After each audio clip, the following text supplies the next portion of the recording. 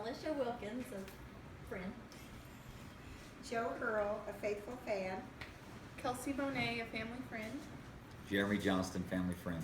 Brant Mole, family friend. Dev Moore, professional gambler. All right. Good afternoon, people. My name is Gannon Arig. You already know me. And I know you guys have probably all gambled before, except for probably Brant. I hope he hasn't. And my views on that are pretty positive, you know. I think it's a good time, fun to go out there, maybe make some money, maybe win it big. But you could lose money, and there's some bad connotations with gambling out there now. And Hayward Brown, he was an American journalist, sports journalist, and pretty well known. He was quoted saying, "The urge to gamble is universal, and its practice so pleasurable, I assume it must be evil."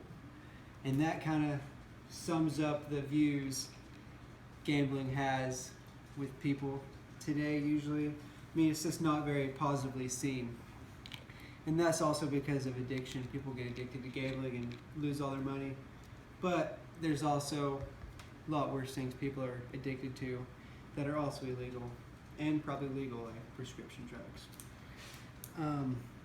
So I think they should probably just go ahead and legalize it, just because the benefits from legal gambling outweigh the side effects. It's time for us to just change our negative perspective on gambling and legalize it. But it also is many forms legal all the way throughout the United States. There's different ways like horse racing, casinos, lottery, I mean bingo, it's like gambling too. And those are all legal. And there's three main points I will show today about why it should be legal. One is the economic boost it provides to the community and the state, government. Another one, revenue it brings in tons of money. And the last one is just a good, relaxing getaway, vacation, time to let your hair down and go there. So, my first point about the economy, how much it boosts the economy. Now, millions of people travel to casinos every year throughout America because it's not legal in their town. And Las Vegas is probably the main attraction. And according to a New York Times article, in 2012, there's over 39 million tourists that went to Las Vegas for the scene. And that's not just gambling. I mean, they built a casino. Along with that, you got to have all these workers. You got to have a place to house all the workers. So there's more housing going up, maybe some apartment complexes. And then all the people that are coming in and the new people that are living there have to have places to eat and shop, restaurants, grocery stores, malls. And so all that's going up is kind of just like a snowball effect. It just builds upon itself.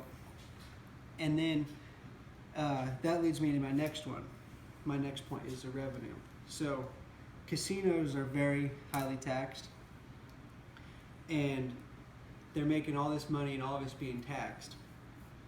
So they're bringing in millions and millions of dollars. And according to Statista.com, which is a statistic website where you can get a lot of good information, in 2014, Las Vegas brought in $7.8 million in taxes.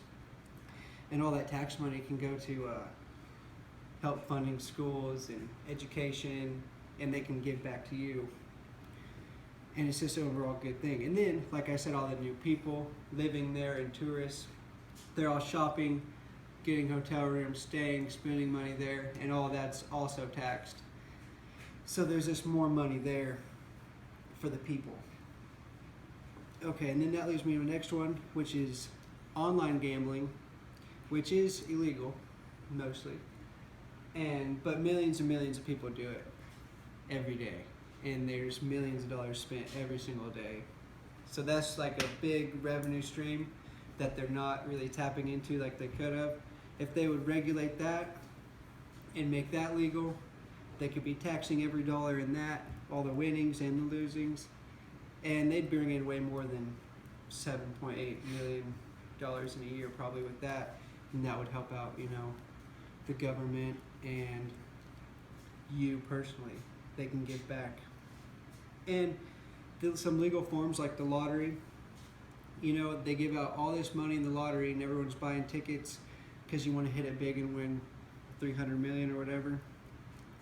But you don't really realize how much money the American people are spending every single day and every year on the tickets and just on the lottery itself. And according to the North American Association of State and Provincial Lotteries, the lottery took in 70.1 billion in 2014 in sales.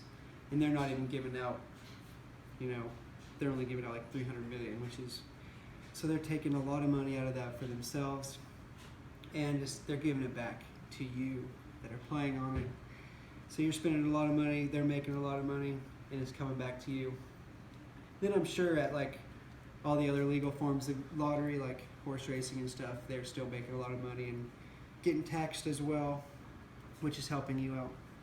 And so my last point is that it's a great, stress reliever or vacation time for people.